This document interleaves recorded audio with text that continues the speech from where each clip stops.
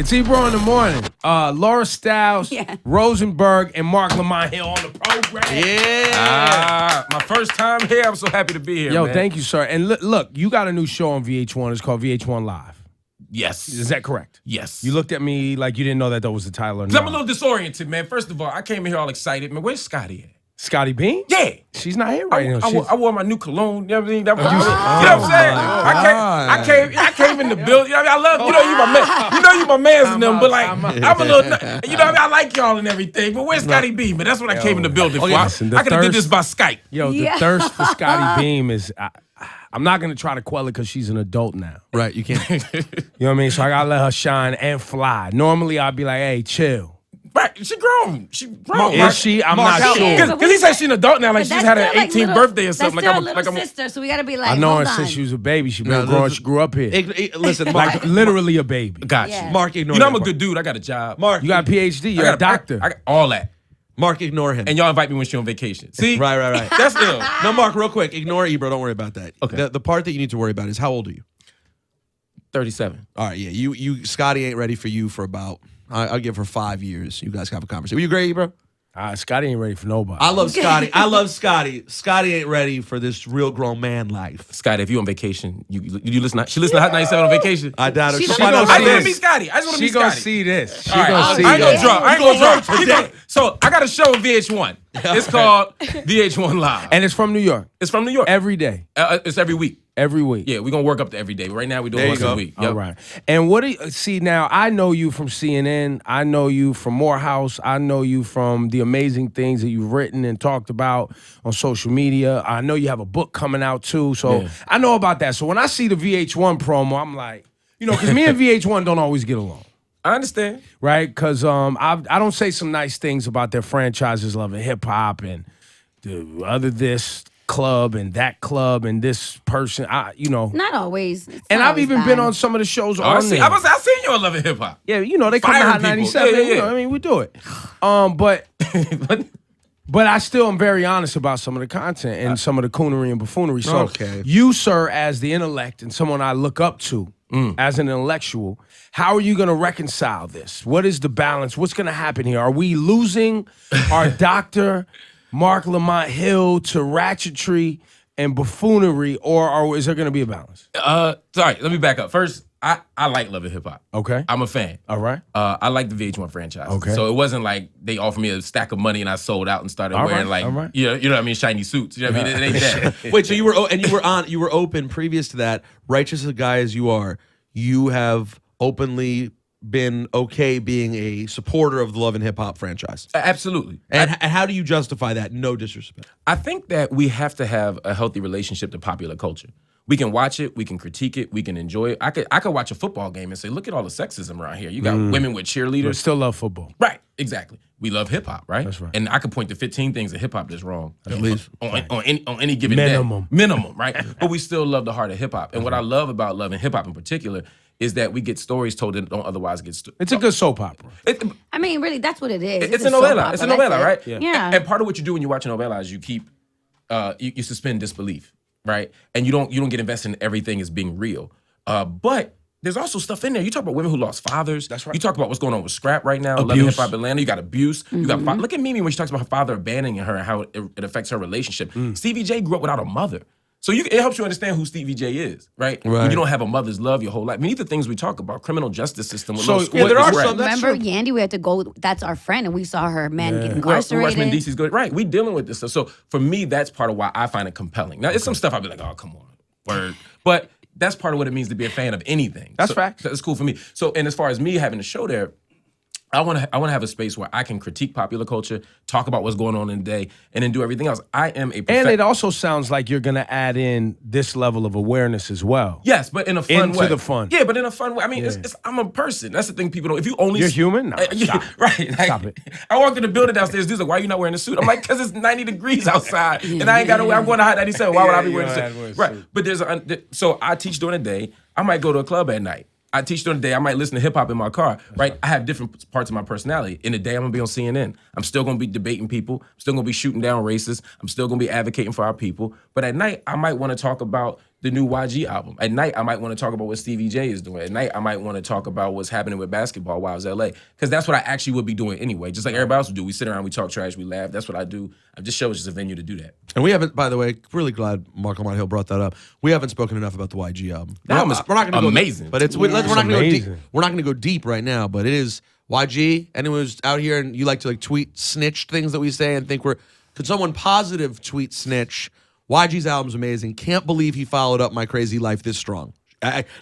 Without mustard. I can't believe it. It's so good. The production is good. He's a great storyteller. The concepts is dope. I actually like the album. His perspective, though. Yes. Super interesting. Perspective, self-awareness, perspective of what's going on around him, what happened to him, why, you know what I mean? That's what I look for in these. And then like a Love and Hip Hop character. Well, yeah, and also, but I just can't get into it. I also don't believe that, quote unquote gangster rap in its history has ever gotten credit for perspective the way it should have. Absolutely. Well, no, hold on now. Yes, until now. Now NWA is being revered like they were Public Enemy. So so now it's finally starting to get there. And with all of its flaws. With its flaws. No, but so it is getting its respect now. And I will tell you one thing. When it comes to YG, you can remove those air quotes on gangster rap. YG's gangster rap. It's gangster That's rap. some real. He does that's gangster actually rap. legit gangster rap. Yeah, right. for sure. And that's why I like it. That's the charm of it, for sure. And to me, that's the best part of our culture. Yeah. Really? Hold on. What do you mean? I'm talking about in terms of the political work. Like sometimes we romanticize civil rights and we ignore the Panthers, right? Sometimes we romanticize Public Enemy and ignore NWA. Or in this iteration, Dead Prez. You know what I mean? We talk about the conscious rappers. And I'm saying that in the midst of all of that, Dead Prez's best stuff to me was when they became revolutionary but gangster. That's right. You know what I mean? And so for me right now, I want to know what it means to be young and in Compton, or what it means to be young and in New York in the age of crack and now post-age of crack. I want to know what those people are thinking about, because that's the people I want to organize. That's the people that's going to make change. When I'm in Ferguson, the people, we listen to Kendrick. They're not listening to We Shall Overcome. They playing Kendrick. They playing We Gonna Be All Right.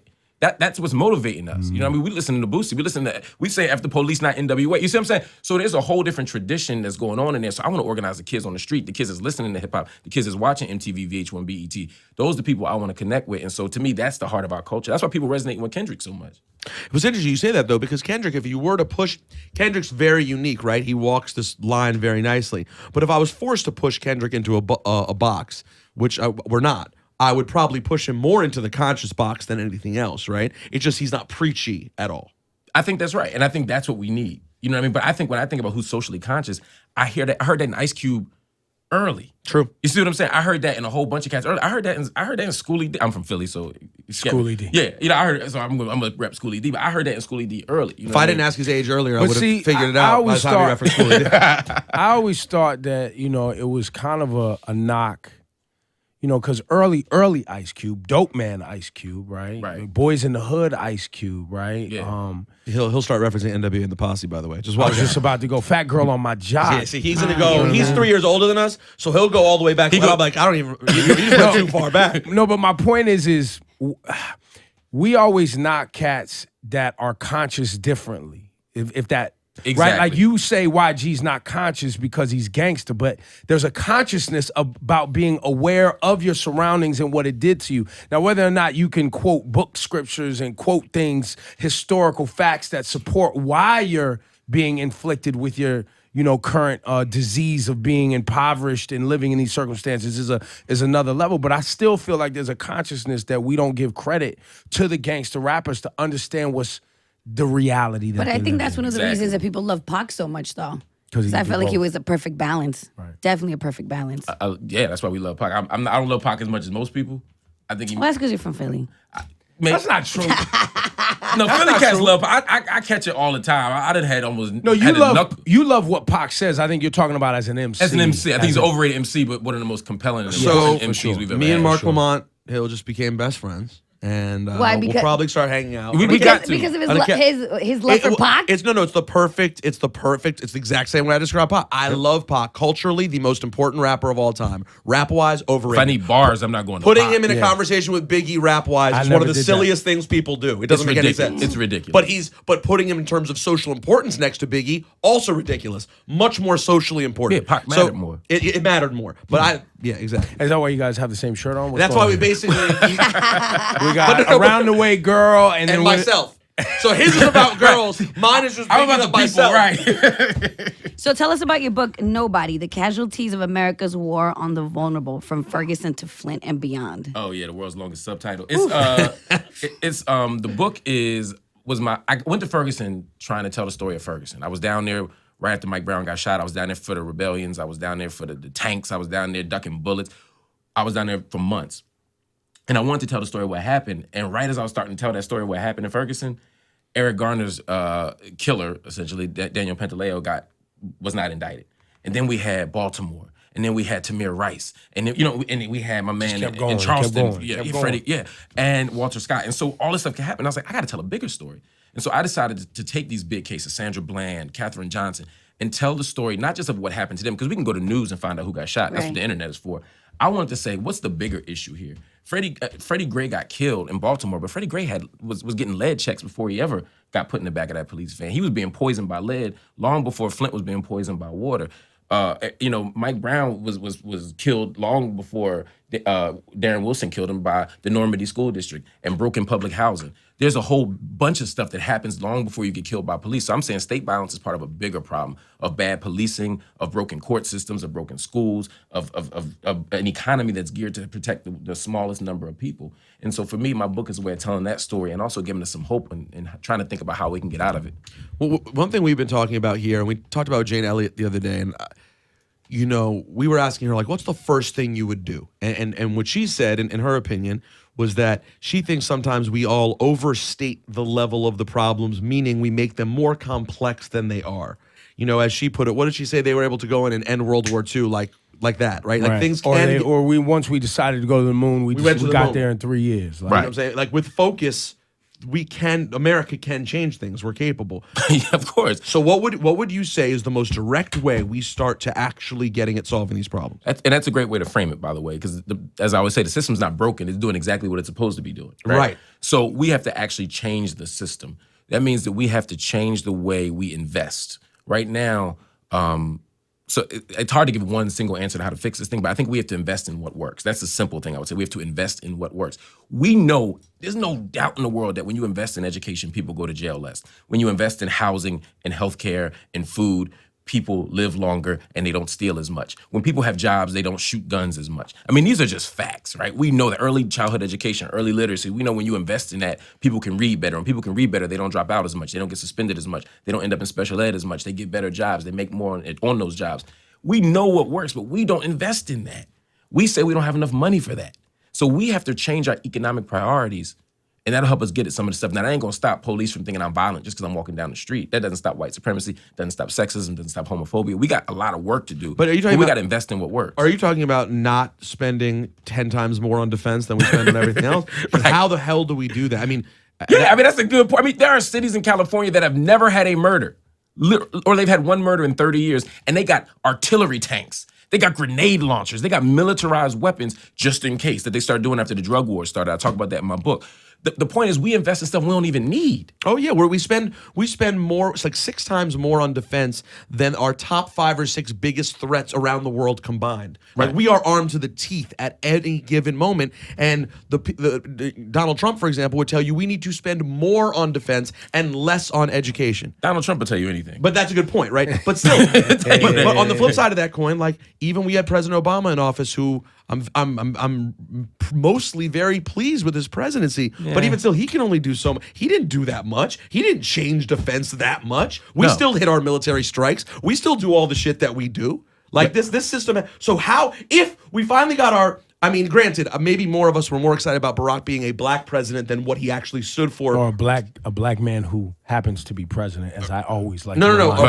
Well, a black man. No, a president who happens to be a black man, or whatever it is. Yeah. So what can we do? What leadership do we go to where we can actually start getting at these huge sort of changes? It doesn't happen overnight. And I still hear everybody skirt right past, once again, the biggest issue is addressing white supremacy in a capitalist society that is built on someone being capitalized upon. That's the point. That is the nature of the... Well, that's what you're saying. Someone is going to fill up these jails and do this work. Right. That's the way the system is set up today. Right. You can change the leadership, but it doesn't change the system. As a president, you're just a business manager of an empire.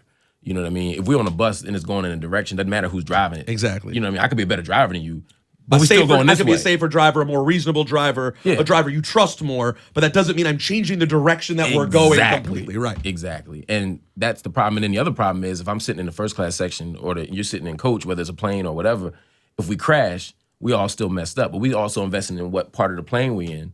Everybody's investing on getting the most, being the most, having the most, shining the most, that we don't think about the people behind us because they not us. But when things go really bad, it doesn't matter where we are. We all going down. So we have to find a way to turn to each other instead of on each other and begin to really make some change in the world. And I'm glad you got to the to each other, not on each other point. And let's go a little farther there with the black community, black family structure, right? Yeah. And parenting and responsibility and et cetera, things that I fortunately had in my dad and my mom to a degree. I'm sure you had in your family, whatever your family structure was. And I'm sure a lot of people in this room sitting here today, but there's a significant population of our country, whether it's black, white, whatever, right, that we have issues to deal with in how we manage the family structure that ultimately leads kids down a bad path, that ultimately makes us have more criminals and more of these issues, et cetera, et cetera. So I believe you have a police issue, right? And then you have kind of a responsibility on us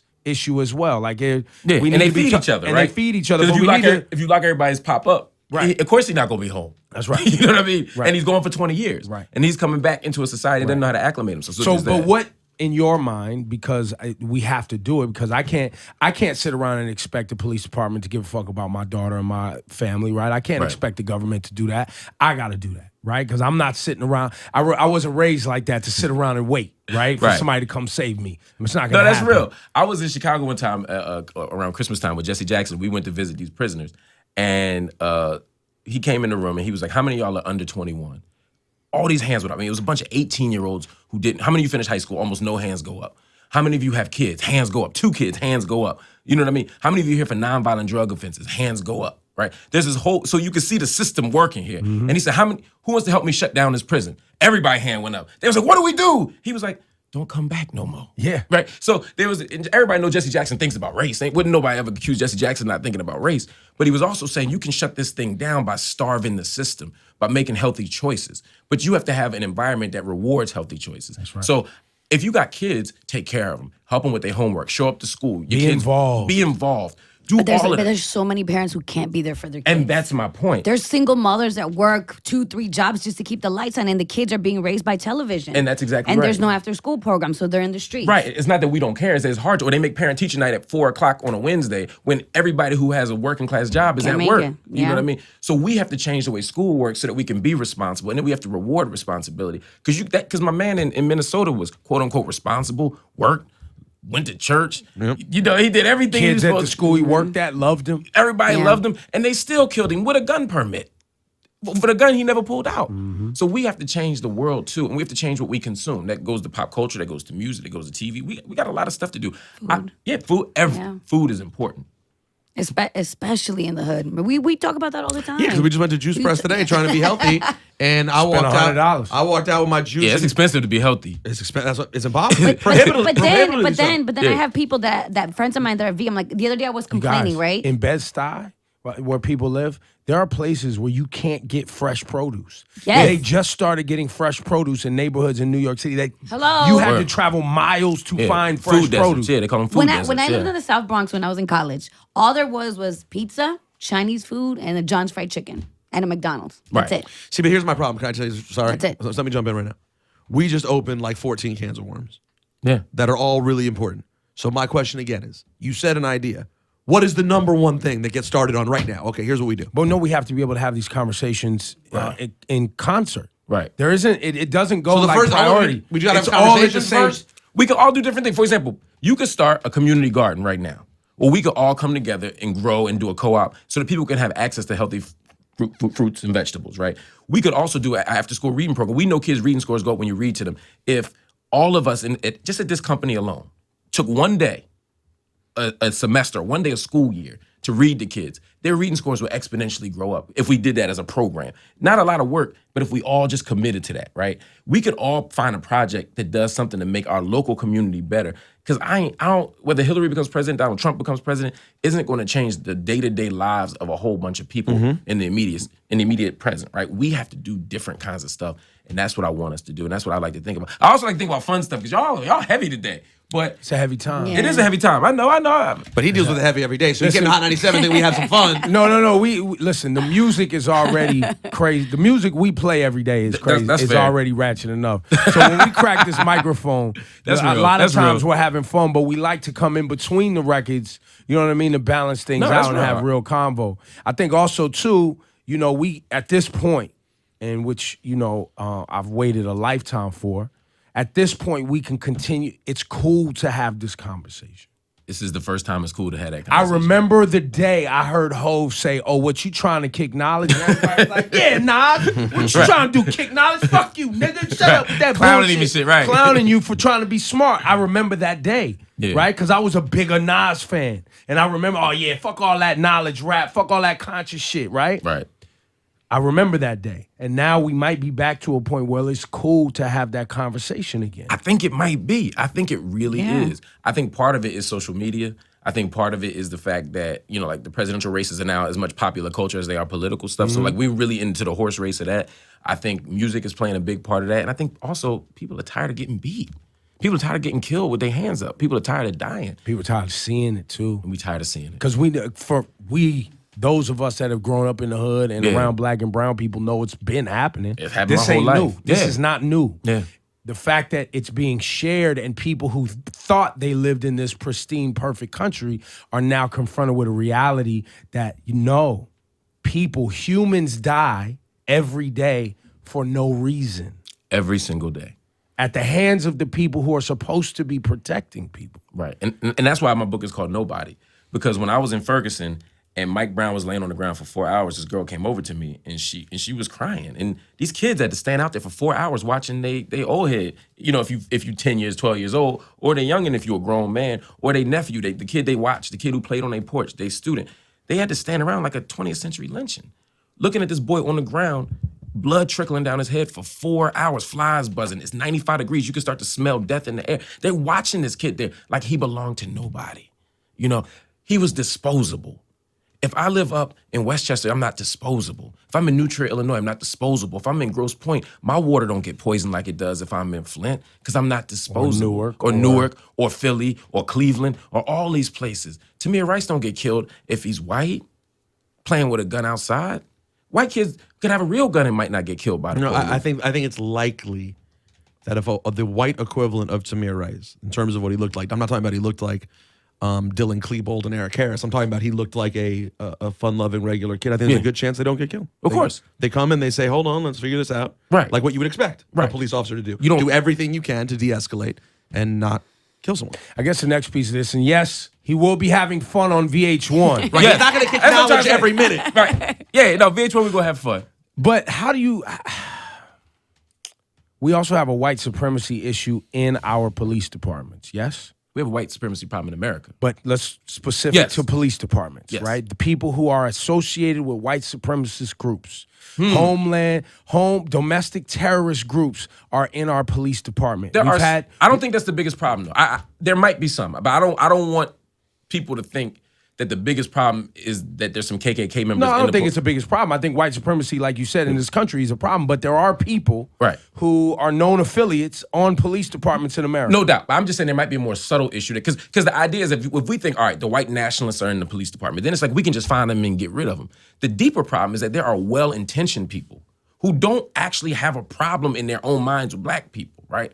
They come to my house, I play with them, I talk to them, you know what I mean? They serve me food, like that whole steam, right? But then they say, I only shoot if I feel like I'm really in danger. The problem is deep in their consciousness and deep in their conscience, they actually see danger more when they see black people. So the studies show that police tend to see black children as older than they are. Yep, and bigger Than they are and more violent than they are, more criminal than they are. So when they saw Tamir Rice at 12 years old in Cleveland, they actually did think he was 21, which is what they called in on the radio, that there's a 21, 22-year-old man standing outside waving a gun. If we had said there's a 10-year-old, then we might have said, or a 12-year-old, we might have said, oh, wait a minute, maybe it's a toy gun. He's 12. 12-year-olds don't just stand outside waving Glocks, right? But because we see him, they really see violence. I don't doubt that George Zimmerman really thought that Trayvon Martin was going to kill him. The problem is there was no reason to. You know what I mean? Jordan Davis dies in Florida because he saw him as a real threat. Maybe you did think that, but there was no reason to. Renisha McBride in Detroit, there was no reason to. An unarmed black woman at the door and you shoot her in the face. So what's my point? My point is that we keep appealing to, well, they didn't have any bad intention. They really were scared. And then you have a juror on a jury pool who's asked, what would a reasonable person do? What would you do if you were in their situation? And they're like, well, shit, if I saw Trayvon, I'd do that too. Shit, if I saw Mike Brown, I'd do that too. So now we have a law and a police code that reinforces and normalizes unreasonable white supremacist anxiety about black folk, right? And the white supremacist anxiety about black folks is ingrained in our culture. Exactly, because truth be told, if you walk in the Bed-Stuy at 2 a.m. and you see somebody walking down the street, you might be scared of them too. Not you personally, but you might see a black person be scared just because they black, and you might see a white person be like, oh, they gentrifiers, we good. You know what I mean? So we might have some of that fear in us too. So the deeper problem is not getting rid of the dude with the Klan uniform in his trunk, because that you might be able to eventually get. You can even age out of that. In 50 years, that probably won't be the case. The problem is people who think they know well, even some liberals, they still scared of us. They still see danger and fear in us. And that's what I'm trying to get rid of. And that's something that's a project for all of America. That ain't just for... That's existed ever since the dawn of time. Like I mentioned the other day on the air, I don't know about the dawn of time, but definitely the dawn of this country, where they enslave people and treat them like animals and taught like I was telling you earlier today, the forefathers of this country had to reconcile all men are created equal except these men that we're going to have do this work, and their women and their children. Right, they ain't we're men. going to treat, they're not men, they're not human. Yep. Everybody understand that, and everybody was okay with it, and they programmed this country to look at those people as not human. Right. And here we are. This is the result of 400 years, 500, 600, whatever it is years after programming. So now that's what you really spoke to nicely there, Mark, is like people, that's the thing I have the hardest time with is well-intentioned people. There are people whose opinions on these issues. There are people who, when they hear Black Lives Matter and they go, oh, no, that's bad, I'm against that. That who are not bad people, who in every other decision they make are generally rational, they choose right from wrong, they don't have generally racist views, but they are programmed and don't realize that they are programmed. And I'm not trying to take all blame away from them, but they are programmed to just be like, no, I'm against that. That's wrong. The police are right. You're wrong. Stop doing wrong and you won't get killed. And that's the really daunting part, I guess, is talking about this thing that you talk to Ebro over here. I go so deep sometimes that your mind wants to explode from thinking about how deep this programming goes. Right, and that's where I do think the camera phones and the video and stuff offer a new perspective, because there's people just. I remember being on. I was on CNN with Harry Houck, the bald dude that earlier this week said that black people were prone to criminality, and we were on maybe a year ago when Walter Scott got killed, and he was like, the police did nothing wrong. There's no way the police did anything wrong. Police officer wouldn't just shoot somebody in the back. The next day, the videotape comes out where he not only shot him in the back running away, but then he planted a taser next to him, right? Or planted a gun next to him. And he's like, okay, maybe the police officer did something wrong. You know what I mean? Like, you had to see it on tape to even think it was possible. The default assumption is that police are right and that citizens are wrong. Okay, so I have one quick comment and another question for you. Number one, I got really depressed. I was watching the OJ series on ESPN the other day, and they mentioned a story that was huge in LA that I'd forgotten about from my childhood, of when that little girl walks into the store and gets shot in the back by the woman who owns the store. She shoots a 12-year-old girl, point blank range, and then gets off right away. So that happens, and I'm like, oh my God, this is literally the exact same thing that we're seeing today. Nothing has changed whatsoever, and that's an incredibly scary thought. And then furthermore, we keep coming kind of back around to the same thing. Like, I think last week we saw something different, particularly the Philando Castile video. Yes. There's something there that resonated, right? Like, I noticed two things. I heard from a lot of white people after the thing we did on the radio and my little video that got viral. I had a lot of white people writing me who were like, oh my God. And I was a little surprised by that. I wasn't surprised to hear black people were affected by it. Right. I was surprised how many white people were affected by it. Almost as if like they didn't know that as white people, you could be emotional and upset about this too, and be publicly upset about it. And then the Philando Castile video, which I think really impacted people. So the question I have for you, Marc, is do you think that with technology, we will see, because of these candid videos, and it's tragic because it won't happen right away, it's going to take more of them happening, there will be more of an impact on people who before weren't able to feel just how horrible these situations were? I think there'll be more of an impact. I think there'll be more public outrage. But there's another step here, right? And this is where the privilege thing comes in. You got to be willing to give something up, right? Like if I told the world and made these compelling videos about what happens with a pair of Jordans to get made, how much labor gets exploited, how many kids in some country are being, I could do the whole thing. Most people still would buy Jordans. You see them videos of what happens to chickens. I eat chicken, so I'm complicit in this, right? I watch the videos of how chickens get tortured. And you're chicken I will body a 5-piece, right? But even knowing that, right? Yeah. So there's this way in which you can know it and feel compelled and feel your heart's strings getting tugged at. But at the end of the day, are you willing to give up your power? Are you willing to give up what you have? The question for white people is, what are you willing to give up in exchange for? And what can they give up? Let's start there. What would be the thing to give up? Besides time, I mean, you make a good point, like investing in the community, but there are white people out there who may be very far removed from a community like that. Or what is that thing? Yes, you're right. It requires sacrifice. What is the sacrifice? Whiteness.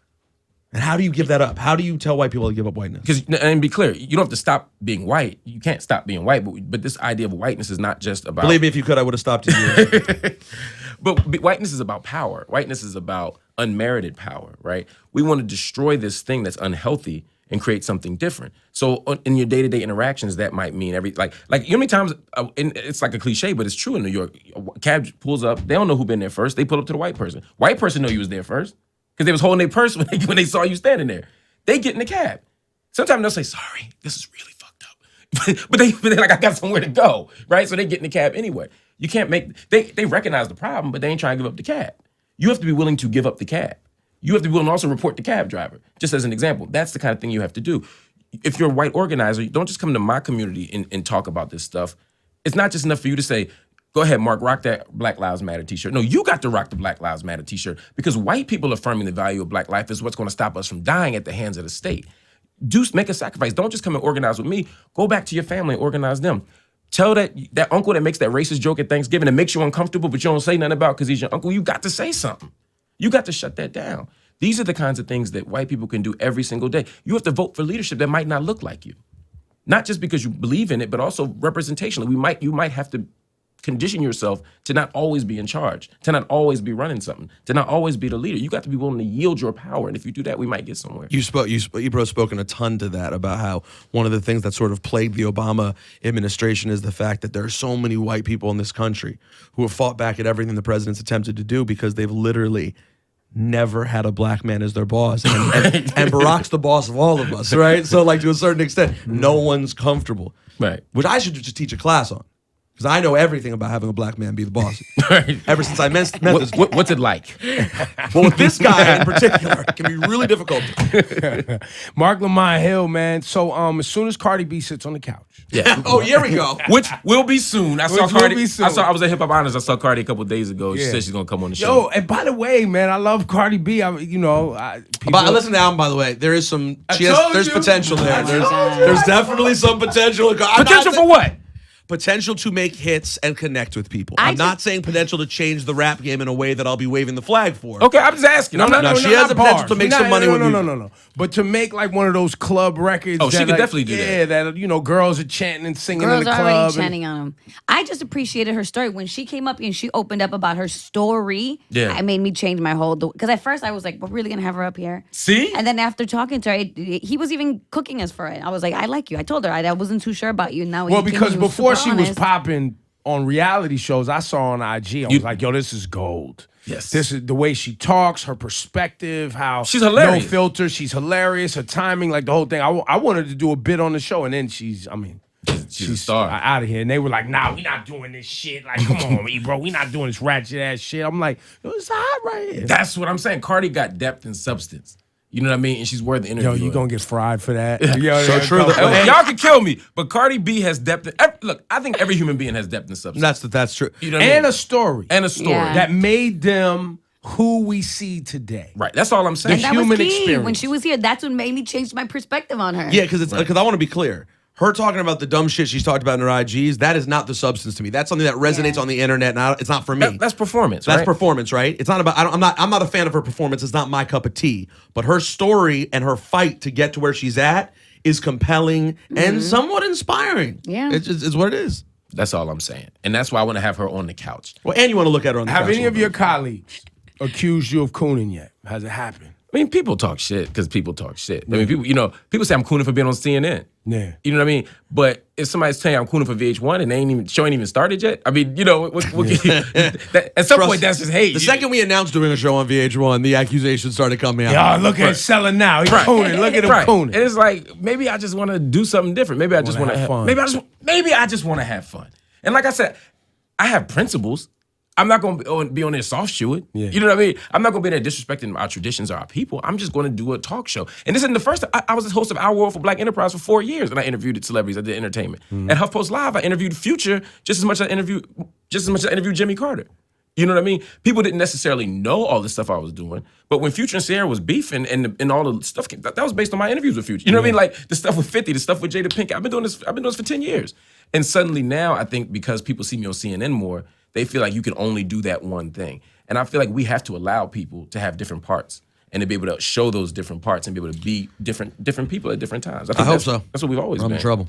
Why? That's what I'm trying. I mean, what do you want to do? What do you want to be else? Well, I do sports now also. See, but the sport, they're very different. Like they're totally different. The role that I play here, the things I talk about. Oh, that's right. You at ESPN, right? Yeah. I saw you over there. I was up in Connecticut. I saw you. Yeah, exactly. Yeah. So it's just it's wearing different shit. And that's also, what I love. And that. it's the only way, honestly, in the entertainment business these days, unless you're a multi-million dollar artist or whatever. It's really the only way to get by and really do this successfully is have your hands in other places. Yeah, you pay bills and you also enjoy. I do it for the joy of it. I love sports. And you're not a Knicks fan, are you? No. Okay, good. I'm a Celtics fan. Though. Okay. Wait. What's the problem? You're not a Knicks fan. He's not either. But still, I just wanted to know what's the problem because we're in New York. I want to know what you're doing here. I'm a Sixers fan. I'm from Philly. I understand. Why are you that? The Knicks are because I'm from Philly. You're not going to fix your mouth to say the Knicks are terrible more than the Knicks Sixers, are terrible, but more than the Sixers. Yeah. Like, what are you talking about? Y'all have set yourselves. The Knicks have set themselves up to be a perpetual first round knockout. Y'all got a bunch of old people. You mean this year coming? Yeah, that's what or any year. The Knicks. When's the last time the Knicks had a good team? Right now, he is the sports equivalent of like white police officers blaming the black community for everything wrong. How about you look at your own right now? Yeah, Philadelphia is a goddamn disaster. Philadelphia is not. I know you guys think you're on the up and up. You can't be silly. I want to see you proof. Ebro, y'all gotta start doing drug testing. It's a dumpster fire. This dude is trying to say that the Knicks. He didn't say that. He just said the Knicks Sixers are bad. Are comparable to the Sixers in terms of. He didn't say that. He said He said look at your own trash.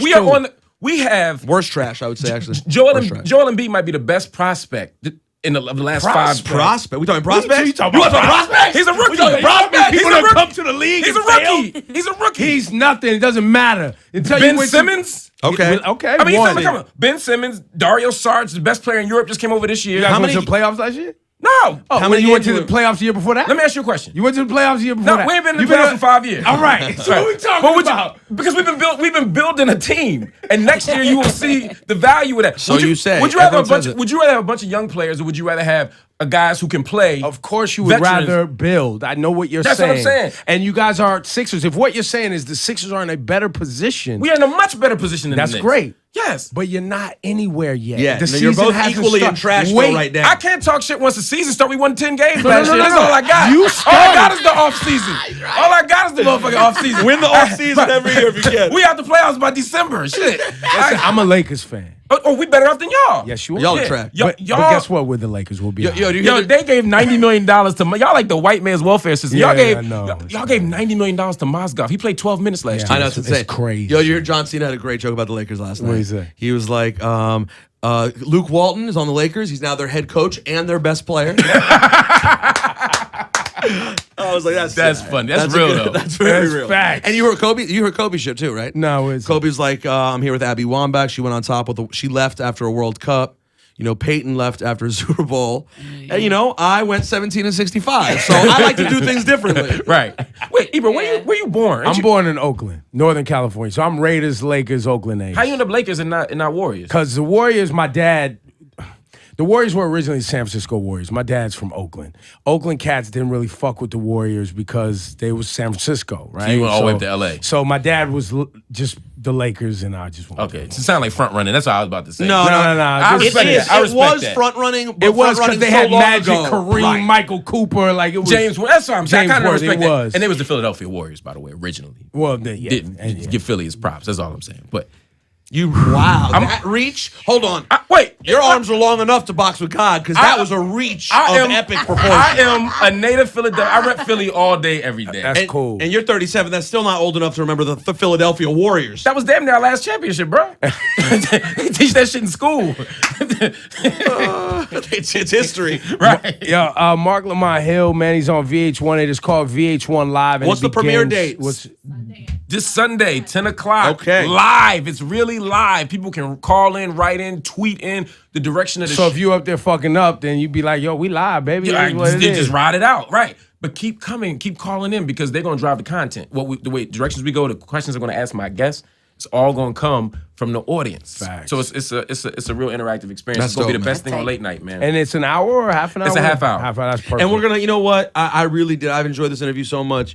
I'm going to try to work on this Scotty Beam situation for him. You know what I'm saying? He's a good guy. I need you to work on it. I got Ebro, you. I need you to work on it. I Or at can't least, all help you. right, I need you to sit on your hands and not I'm work not on gonna it. hate. I'm not That's gonna all I'm hate. saying. I'm not gonna hate. I love you. We'll talk And I about need anybody listening to watching to I'll work have a on talk this. with her. I'll have a That's talk all with I'm her. saying. I need all the help I could get, man. I mean, my first piece of advice There we go. is never, ever thirst for Scotty publicly. You setting yourself up for failure. He already did it, though. Yeah, I know. Too I late. didn't, I took but I an didn't L. stop him then because I wanted him to catch his L. I don't know, but you see how he set but me here's up? the thing. He's so righteous and black that's going to counteract that in Scotty's so? eyes. You think Oh, so? she's going to love. Yes. I am righteous and black. Yeah, she loves righteous and black. She loves righteous and black. Did I mention how righteous and black I was?